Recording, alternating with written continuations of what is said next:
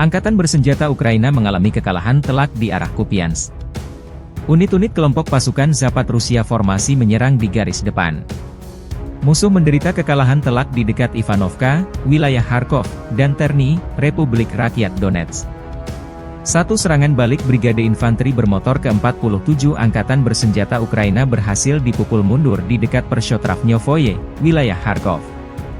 Musuh kehilangan 30 prajurit, 1 tank, 4 kendaraan bermotor, 1 sistem artileri M777 buatan Amerika Serikat, 1 sistem artileri gerak mandiri M109 Paladin buatan AS, dan 1 sistem artileri gerak mandiri Gvozdika.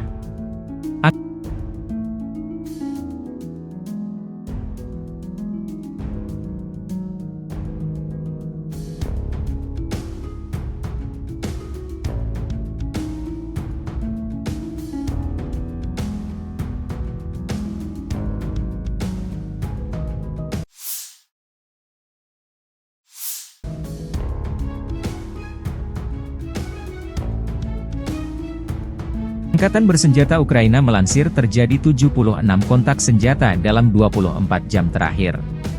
Secara total, Rusia meluncurkan 16 rudal dan 130 serangan udara yang dilakukan.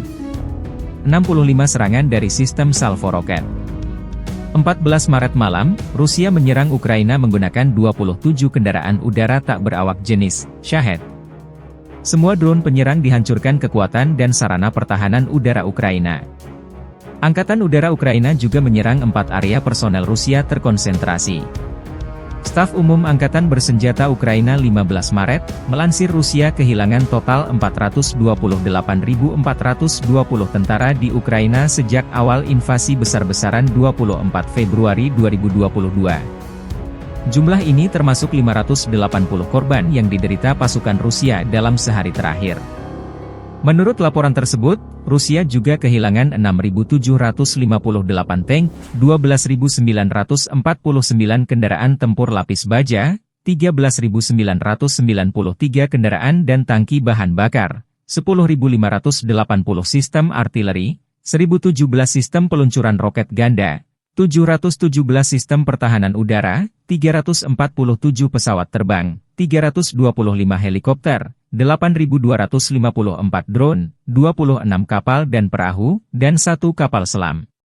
Konflik Rusia-Ukraina memasuki tahun ketiga belum ada tanda-tanda perdamaian.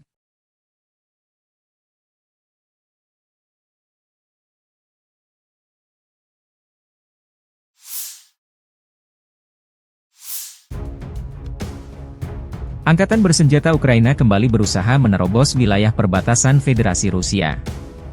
Namun upaya kedua kalinya dalam sepekan ini digagalkan di dekat Spodariushino, wilayah Belgorod, 14 Maret waktu setempat. Penerbangan dan artileri Rusia menghancurkan hingga 195 tentara, 5 tank, 4 kendaraan tempur lapis baja, 3 sistem roket pembersih ranjau self-propelled UR-77, dan 3 kendaraan pembersih ranjau dinetralkan. Militer Rusia merilis rekaman penghancuran tentara Ukraina yang mencoba menerobos perbatasan Rusia. Kombinasi serangan udara Rusia dan artileri jarak jauh membuat upaya pasukan Zelensky gagal total.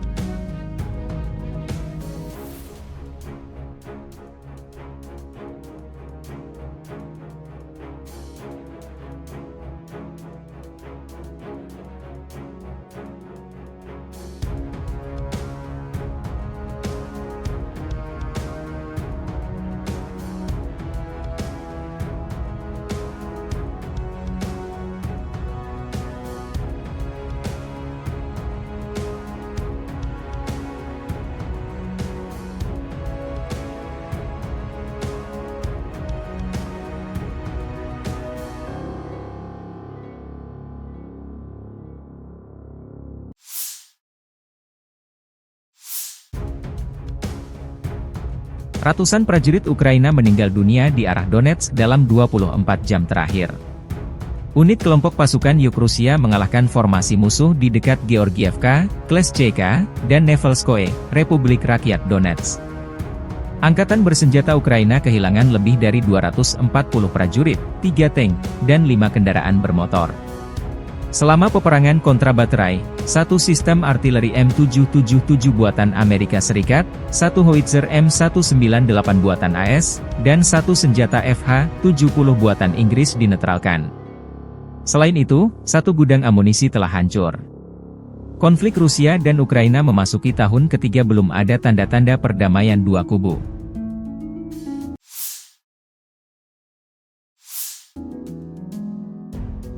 Delapan serangan balik angkatan bersenjata Ukraina di arah Avdiivka gagal total dalam 24 jam terakhir. Unit kelompok pasukan Sens Rusia menyerang area konsentrasi prajurit dan perangkat keras Brigade Pertahanan Teritorial ke-107 dekat Tonenkoye, Republik Rakyat Donetsk. 8 serangan balik oleh kelompok penyerang dari Brigade Serangan Udara AFU ke-24, ke-47, ke-59, ke-3, dan ke-78 dari AFU telah berhasil dipukul mundur di dekat Novgorodskoye, Novobahmutovka, Berdichi, Semyonovka, dan Orlovka, Republik Rakyat Donetsk. Kerugian Ukraina mencapai 410 tentara, 3 kendaraan tempur lapis baja, termasuk 1 Bradley YAV buatan AS, 9 kendaraan bermotor, 1 howitzer D-30, dan 1 stasiun radar anti-baterai AN-TPK-36.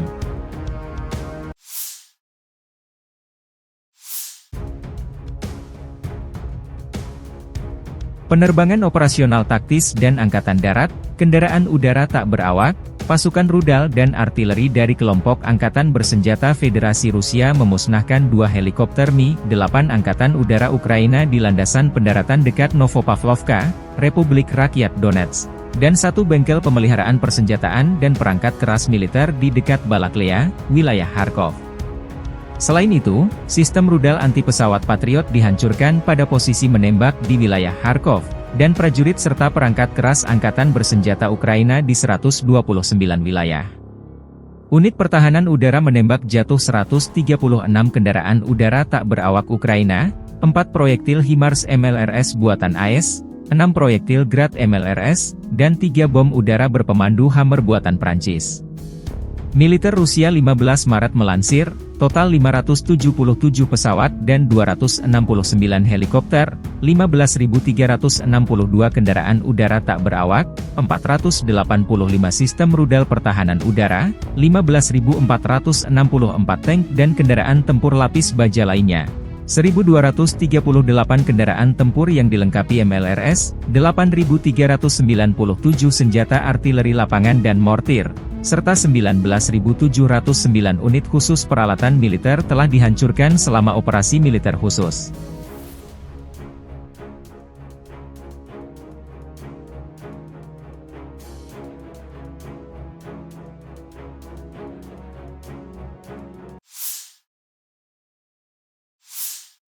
Бажаю здоров'я, шановні українці, українки. Сьогодні один з тих днів, коли ми особливо вдячні усім нашим людям, які обрали для себе шлях захисту України, нашої незалежності, які воюють на фронті, які працюють на оборону, та завдяки яким Україна живе і досягає власних цілей. Більше того, очевидно та ефективно повертає цю війну додому, в Росію, туди, де мають відчути справжню ціну війни. Сьогодні, у День українського добровольця, важливо згадати хоробрість та відданість усіх тих, хто став оборонцями України в 2014 році, хто вистояв у час тодішнього протистояння, хто зберіг Україну у 2022 році і хто зараз зберігає та зміцнює наші позиції, всю нашу державу. Кожен, хто свою власну волю спрямовує на захист усього народу, робить себе частиною великої історії України, нації та держави, які ніколи не зникнуть, та відтепер від цих років завжди умітимуть надихати світ. Я пишаюся усіма нашими людьми, які виборюють для України можливість нормально та вільно жити. Дякую кожному і кожній. Сьогодні я відзначив нагородами наших воїнів орденами, званням Герой України, медаллю за військову службу України.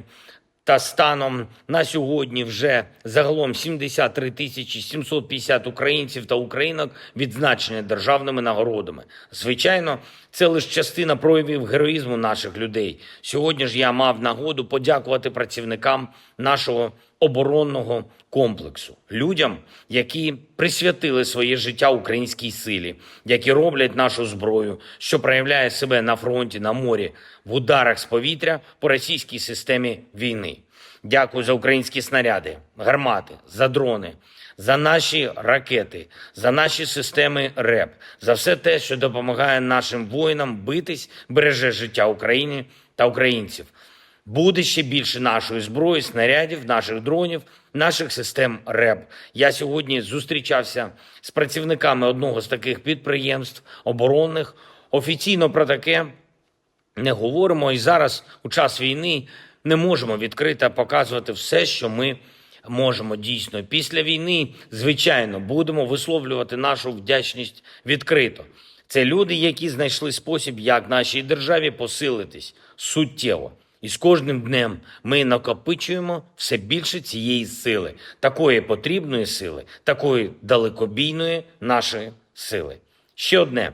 Говорив сьогодні із канцлером Німеччини, дуже предметна та доволі тривала розмова. Подякував Олафу за допомогу, яку Німеччина надає нашій державі, різнопланову допомогу. Ми скоординували наші позиції напередодні зустрічі в тристоронньому форматі Німеччина, Франція, Польща.